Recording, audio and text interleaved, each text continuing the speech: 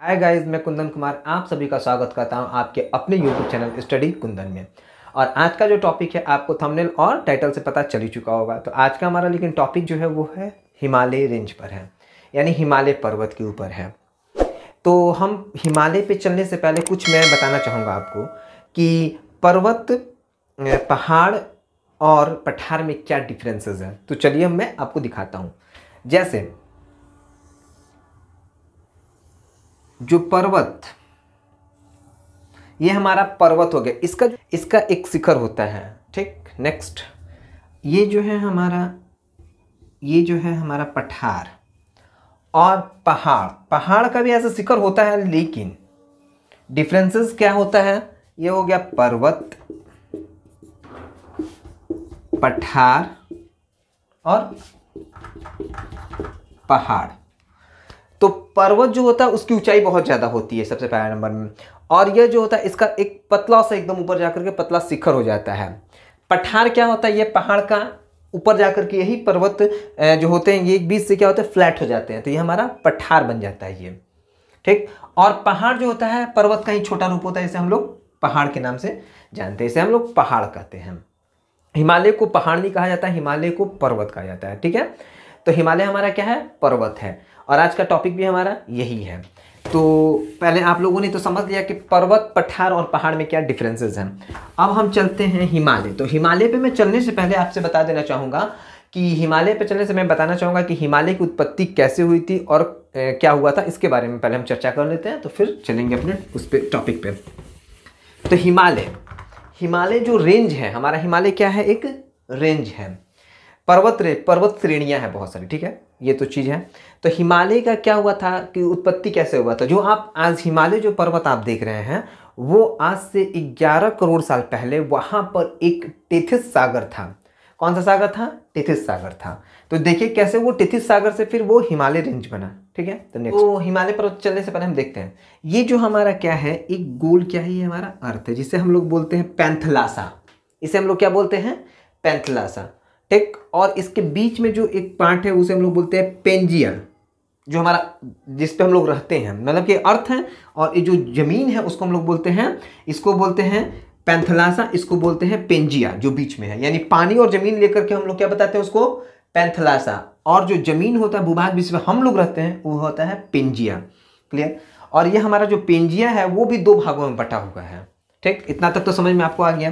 तो पेंजिया जो है हमारा वो 2 भाग में बटा हुआ है, एक है अंगारा लैंड और नीचे है गोंडवाना लैंड, ठीक है। और इसके बीच में क्या था, समुद्र था, ये देख ले समुद्र है। नेक्स्ट, ठीक है, ये हमारा समुद्र है। तो क्या हुआ था कि पता ही है कि जो हमारा धरती है वो धीरे धीरे बढ़ती है, आपस में दोनों सटते हैं। पता ही होगा कि पहले एक में था, फिर अलग हो गया, फिर इधर का जमीन उधर जाके सटता है, जैसे यूरेशियन प्लेट से एशियन प्लेट सटता है तो भूकंप वगैरह आता है। इस तरह से आप लोगों ने सुना भी होगा, जानते भी होंगे आप लोग, अक्सर न्यूज़ वगैरह में भी आता है। तो यहाँ पे एक टेथिस नाम का सागर था पहले, और जब ये जमीन, ये अंगारा लैंड जब यहाँ से बढ़ करके जब यहाँ पे गया तो जो सागर जैसे था, तो मैं जैसे आपको एक और बात बता देना चाहूँगा इससे पहले जाने से पहले, कि हमारा हिमालय मैंने बताया था कि रेंज आता है, मतलब बहुत सारे पर्वत श्रेणियाँ हैं उसमें, 1 2 नहीं बहुत सारा है। तो उसमें हमारा हिमालय को 4 भागों में बांटा गया है रेंज में। एक होता है ट्रांस हिमालय, एक होता है महान हिमालय, एक होता है लघु हिमालय, और एक होता है शिवालिक। यानी 4 भागों में उसको बांटा गया है, जिसे मध्य हिमालय भी कहते हैं, लघु हिमालय को याद रखिएगा, ठीक है। तो इसे 4 भागों में क्या किया गया है, बांटा गया है। तो जो हमारा ट्रांस हिमालय है, जैसे ट्रांस हिमालय वो क्या हुआ था, वो जैसे 11 करोड़ साल पहले हमारा हिमालय बना था, मैंने जैसे बताया आपको, उससे 3-4 साल यानी 14 या 13 करोड़ साल पहले ही हमारा जो ये था ट्रांस हिमालय का उत्पत्ति हो चुका था, ठीक है, पहले से ही वो खड़ा था। और उसके बाद ये जमीन जैसे जैसे बढ़ा तो जो समुद्र के अंदर का जो मलबा था, जो भी पत्थर थे, बालू मिट्टी जो भी था उसके अंदर का, ये क्या हुआ कि ये जब ये ऊपर की ओर खिसकने लगा तो इसके बीच का जो गाद था, जो भी मिट्टी पत्थर जो थे, ये धीरे धीरे क्या बलन होकर यानी फोल्ड होकर ऊपर की ओर क्या हो गए, उठ गए, खड़े हो गए, दोनों सब उठ गए। और आने वाले दिनों में ये क्या हो गया कि सूख करके पत्थर पहाड़ के रूप ले लिया, जिसे हम लोग हिमालय के नाम से, हिमालय रेंज के नाम से जानते हैं, जो कि है बहुत लंबे फैला हुआ है। तो हिमालय का उत्पत्ति के बारे में मैंने आपको कुछ बता दिया। अब हम लोग चलते हैं हिमालय, कि अब हिमालय रेंज पे हम लोग आते हैं कि कैसे क्या क्या है हिमालय रेंज।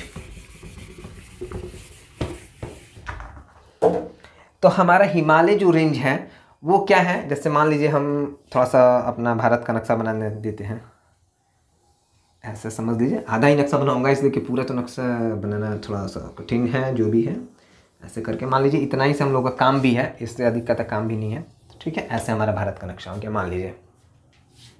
तो हमारा हिमालय जो है वो कहाँ से शुरुआत है, तो इस तरह से कुछ रेंज है, हिमालय का रेंज है ये हमारा।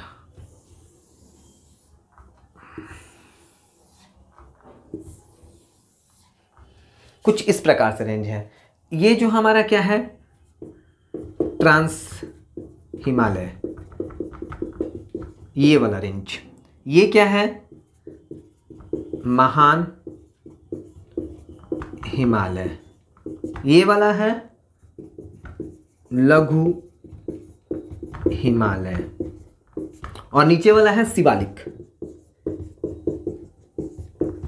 शिवालिक। अब चलिए हम कुछ इस बात करते हैं। जो मैंने अभी बताया था कि जो टेथिस सागर जब था तभी हमारा ये ट्रांस हिमालय बन चुका था, और उसके बाद ये 3 हिमालय रेंज बने हुए हैं, जैसे महान हिमालय, लघु हिमालय और शिवालिक। वो टेथिस सागर जब उसने दबाया पेंजिया से, अरे क्या बोलते हैं, सॉरी, अंगारा लैंड और गोंडवाना लैंड जब सटे तो उसके बीच का जो गाद था, मिट्टी जो था, वो उठ करके ये 3 रेंज को बनाते हैं, ठीक है। अब मैं बताना चाहूँगा कि जो हमारा हिमालय ये जो रेंज है, ये टोटल फैला हुआ है कितने किलोमीटर में, ये 2400 किलोमीटर में फैला है, 2400 किलोमीटर में ये ऐसे लंबाई इसका है, पूर्व से पश्चिम की ओर यह फैला हुआ है, ठीक। और इसकी जो चौड़ाई है, ये कश्मीर की तरफ ये जो है लगभग, ये चौड़ाई जो है इसका 500 किलोमीटर में है, और यहाँ क्या बोलते हैं, अरुणाचल प्रदेश में लगभग 200 किलोमीटर में ये है, ठीक है, लगभग 200 किलोमीटर में है। और इसकी चौड़ाई 500 किलोमीटर यहाँ पे, और यहाँ पे 200 किलोमीटर है। और इसकी जो ये क्या बोलते हैं, ये हो गया, और ये यहाँ पे कुछ ज़्यादा चौड़ा है, और यहाँ पे जाकर के संकीर्ण पतला सा हो चुका है, ठीक है। अब नेक्स्ट हम लोग आते हैं कि टोटल 5,000 करें, 5 लाख वर्ग किलोमीटर में ये इसका पूरा क्षेत्रफल है। इसका क्षेत्रफल कितना है टोटल, एरिया जो है इसका टोटल 5 लाख वर्ग किलोमीटर लगभग समझ लीजिए है में फैला हुआ है ये पूरा हमारा हिमालय रेंज। इसकी औसत ऊंचाई जो है इसकी लगभग 6000 मीटर लगभग समझिए है, जो कि ट्रांस हिमालय का 6000 है औसत ऊंचाई, मीटर में, किलोमीटर में नहीं, मीटर में है, यानी लगभग 6 किलोमीटर है औसत एवरेज। और महान हिमालय जो है वो 6100 में आता है मीटर में, ठीक है। और ये जो लगभग आता है 3000 मीटर, और ये आता है 1200 से लगभग 1800 कुछ रेंज में, इसकी 1200 से 1800 लगभग मीटर में ये ऊंचा है हमारा शिवालिक। तीनों रेंज इसका हो गया। अब औसत सोचिए, इसका औसत हमारा जो है हिमालय का लगभग 6000 मीटर है, तो ये हमारा औसत ऊंचाई है लगभग इसके 6000 मीटर। अब सोचिए कि जो हमारा ये हमारे हिमालय जो पर्वत है, इसकी जो ऊंचाई है वो 6000 मीटर है, किलोमीटर मत समझिएगा, 6000 मीटर है।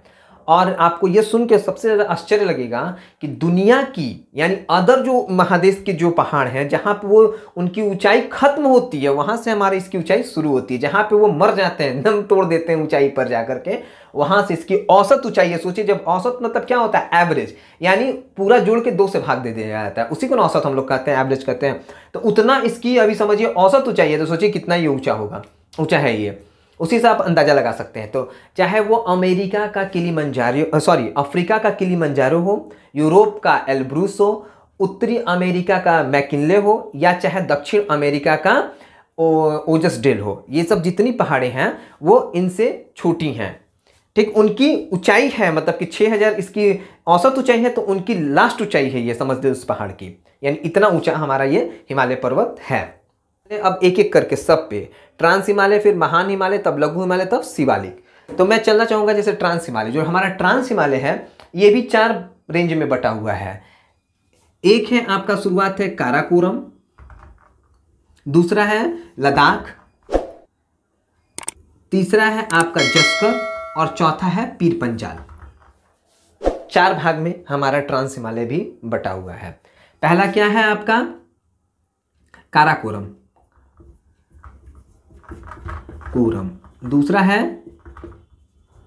लद्दाख, तीसरा है आपका जस्कर, और चौथा है पीर पंजाल। चौथा है पीर पंजाल।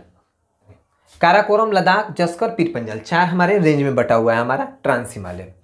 और मैं बता देना चाहता हूँ कि जो हमारा ट्रांस हिमालय है, ये जो है वो आपको ये जो 3 हिमालय जो दिख रहे हैं आपको, ये 3 जो महान, लघु और शिवालिक जो दिख रहे हैं, इसके क्या है, उत्तर में है। ये किस क्षेत्र में है? ये इसके उत्तर में है, उत्तर के। और ये जो कि इधर से ये दिखता नहीं है, ऐसे आपको बोर्ड पे दिख रहा है, लेकिन नॉर्मली मैं आपको समझाता हूँ कि ऐसे है, कुछ इस प्रकार से है। मान लीजिए ये जो 3 है, ये शिवालिक, नीचे ये शिवालिक हो गया, ये हमारा क्या हो गया आपका लघु या मध्य हिमालय इसको कह सकते हैं हम लोग, ये हमारा हो गया महान हिमालय, और इसके जो पीछे ये जो क्षेत्र है ये पड़ता है ट्रांस हिमालय का क्षेत्र पड़ता है, जो कि इधर से नहीं दिखता है, ठीक है।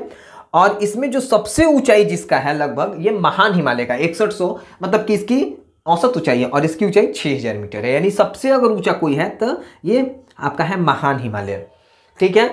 और ये ट्रांस हिमालय और महान हिमालय जो है इतनी ऊंचाई पर है कि यहाँ पे बहुत ज़्यादा क्या है, बर्फ गिरता है, और बर्फ गिरने के कारण यहाँ पे क्या होता है कि किसी भी प्रकार की वनस्पति नहीं पाई जाती है, क्योंकि जहाँ पे ज़्यादा बर्फ गिरेगा वहाँ वनस्पति नहीं मिलेगा, ये तो आपको भी पता है, वहाँ पे किसी तरह का वनस्पति नहीं मिलता है।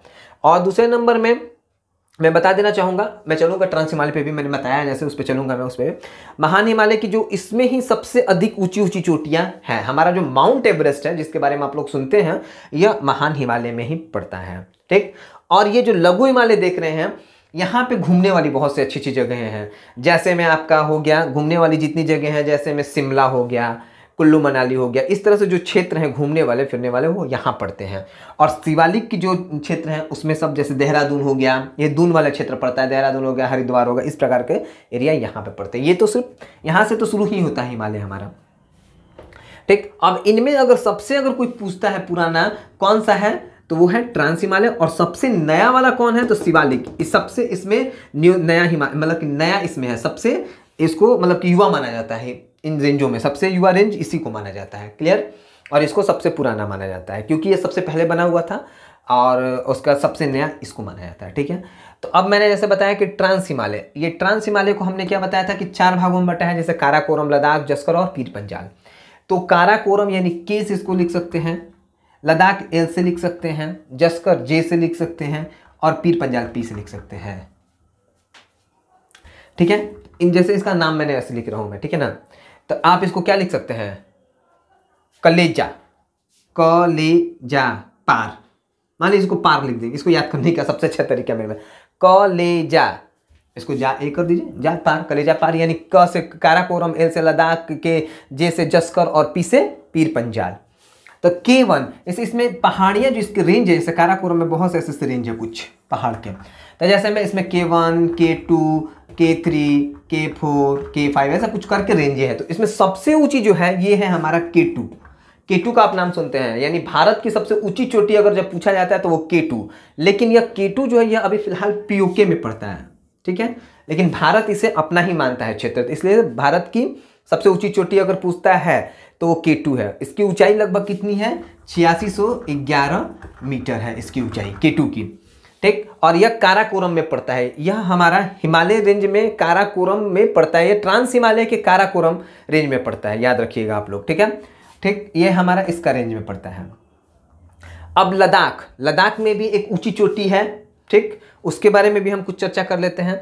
और दुनिया का, भारत का, दुनिया का सबसे बड़ा सेकेंड लार्जेस्ट ग्लेशियर जो है सियाचिन, वो भी हमारे काराकोरम में ही पड़ता है। नॉन पोलर एरिया में, जो नॉन पोलर एरिया को छोड़ करके बाकी जो दुनिया में पोलर एरिया को छोड़ करके उसका जो दूसरा सबसे बड़ा ग्लेशियर पड़ता है ये होता है सियाचिन, जिसका आप लोग नाम सुने होंगे, जो कि भारत में पड़ता ही है, पता ही है आप लोगों को। वहाँ पे हमारे बहुत सारे सैनिक वहाँ पे रहते हैं। सियाचिन में बहुत बड़ा ग्लेशियर है, ठीक। लद्दाख, लद्दाख पे अब चलते हैं। तो लद्दाख में जो सबसे बड़ी चोटी है, तो लद्दाख की जो सबसे ऊंची चोटी है वो राकापोसी, उसका क्या नाम है, राकापोसी। यह क्यों फेमस है, क्योंकि इसकी जो ढलान है वो बहुत ही तीव्र है, बहुत ही मतलब कि सीधी ढलान है, इसलिए यह काफ़ी फेमस है। लद्दाख की सबसे ऊंची चोटी भी है, हमारे लद्दाख में सबसे ऊंची चोटी है राकापोसी।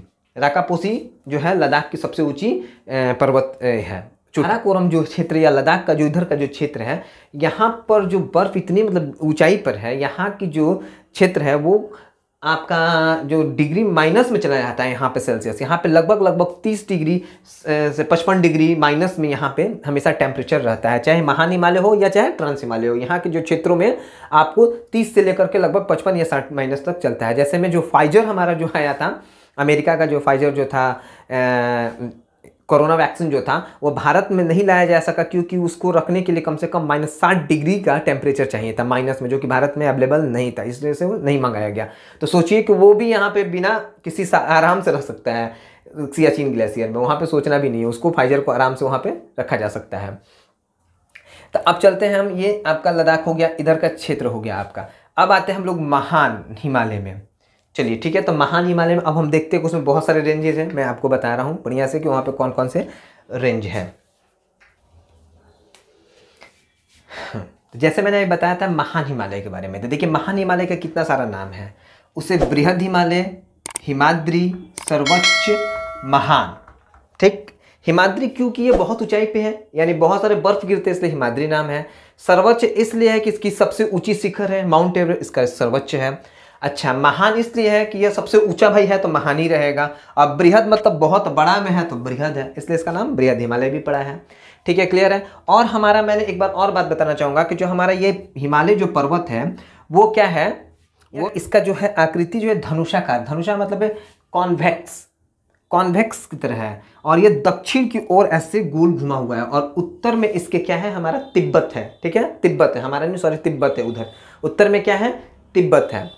तो ये कैसा है, धनुषाकार यानी कॉन्वेक्स रूप में है, और दक्षिण की ओर है। ये कैसे, दक्षिण की ओर गोल घुमा हुआ है, नीचे की ओर गोल घुमा हुआ है, ऊपर में उत्तर की ओर ये क्या है, पूरा यू ऐसे इस तरह से कुछ आकार का है। ठीक है, तो अब हम चलते हैं, जैसे इसमें बहुत सारी ऊंची ऊंची पहाड़ें हैं, इसलिए इसका नाम पड़ा है, बता ही रहा हूँ मैंने कि इसलिए इसका नाम पड़ा है। अब चलते हैं, देखिए इसमें कितनी सारे ऊंची ऊंची सब पर्वत चोटियाँ हैं। जैसे में नागा जो है ये सबसे शुरुआत से होता है। ठीक है, नागा पर्वत से, फिर उसके बाद ये नागा पर्वत आता है, फिर उसके बाद बंदरपूछ आता है और कामेट। बंदरपूछ और कामेट के बीच में बताना चाहूँगा गंगोत्री, यमुनोत्री, केदारनाथ, बद्रीनाथ जैसे कुछ पहाड़ी रेंज आते हैं, बंदरपूछ और कामेट। उसके बाद आता है नंदा देवी, फिर आता है धौलागिरी, फिर अन्नपूर्णा, फिर मंसालू, गौरी शंकर, छुयू, तब हमारा आता है माउंट एवरेस्ट, जिसकी ऊंचाई लगभग कितनी है, 8,848 मीटर है।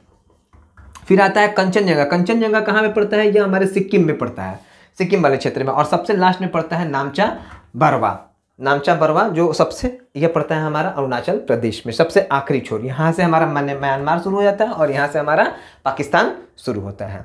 ठीक है, तो जैसे अब और देख लेते हैं थोड़ा सा इस रेंज में। भारत, अब माउंट एवरेस्ट को भारत में इसको क्या बोलते हैं, माउंट एवरेस्ट। नेपाल में इसे सागरमाथा, और तिब्बत में इसे चोमुलुंगमा के नाम से इसे जाना जाता है। इस तरह से कुछ एग्जाम में भी पूछते हैं। तो ये हमारा हो गया बृहद, हिमाद्री, सर्वोच्च और महान हिमालय के बारे में। अब उसके बाद जो आता है, अब तीसरा नंबर में हमको मैंने बताया ही जैसा कि तीसरे नंबर में हमारा आता है कौन सा, लघु या मध्य हिमालय।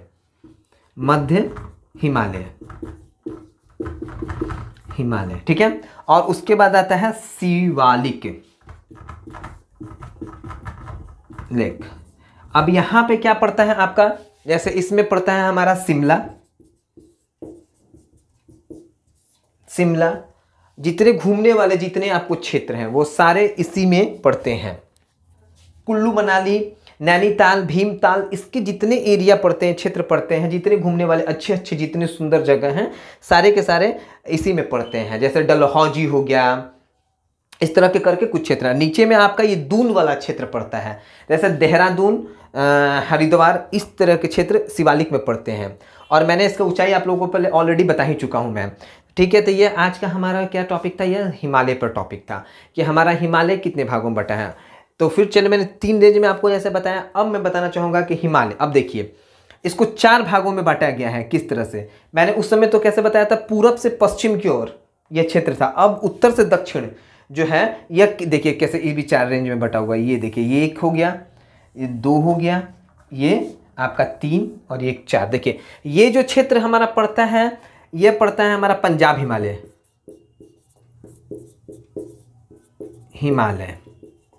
ये पड़ता है कुमायूं